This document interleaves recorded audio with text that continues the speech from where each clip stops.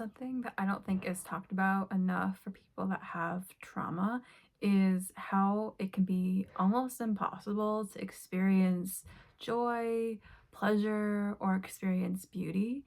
And there's nothing wrong with you if that feels like you. And there's actually a physiological reason for that.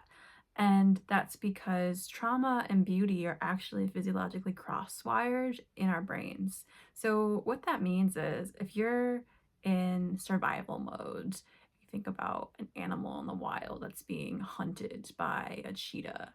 It's not looking to smell the roses. It's focused on how do I get to safety? So in that space, your neocortex, your thinking part of your brain, shuts off and you're in your amygdala and just really focused on how do I get safe? And when you're in that space, you can't appreciate beauty or pleasure because your body's like, we ain't got time for that. We have to get away from this cheetah.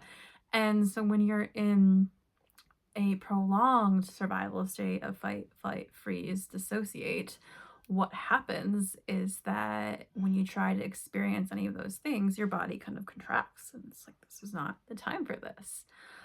The other thing that often happens is that our associations to what pleasure and joy mean for us. So we like to go towards what's familiar. So if growing up as a child, you had dysfunctional, high activation scenarios, that's going to feel more comfortable for you because you're used to that versus something that is safe, is calming, is going to feel really terrifying for your system because it hasn't experienced that before.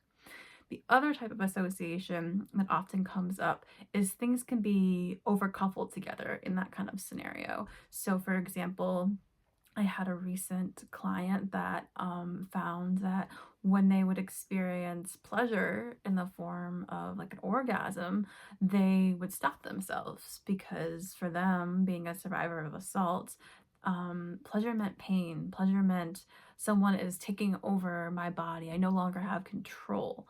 And so sometimes we can over associate pleasure with something negative, which makes it really impossible for us to move out of that state.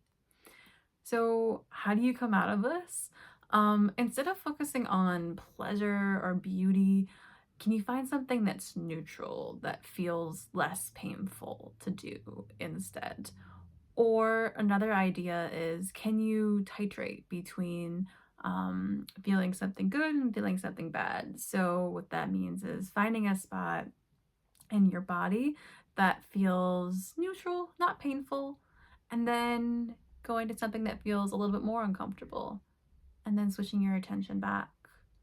You can also try holding both of them at the same time. Can you hold both the tension and the less tense area? You can also do this in your physical environment. Can you focus on something that makes you feel calming, feels neutral? And then can you focus on something that makes you feel a little bit more activated? This can also be a smell, a sound. It can be your gravity in chair, how you're sitting. There's quite a few options. If this was helpful, please subscribe to my channel. If you're interested in working with me, I'm a trauma-informed somatic coach specializing in somatic experiencing. You can check out my website, soloandkicking.com. It's also in the show notes below. Thank you for so much for watching, and I hope to see you again soon.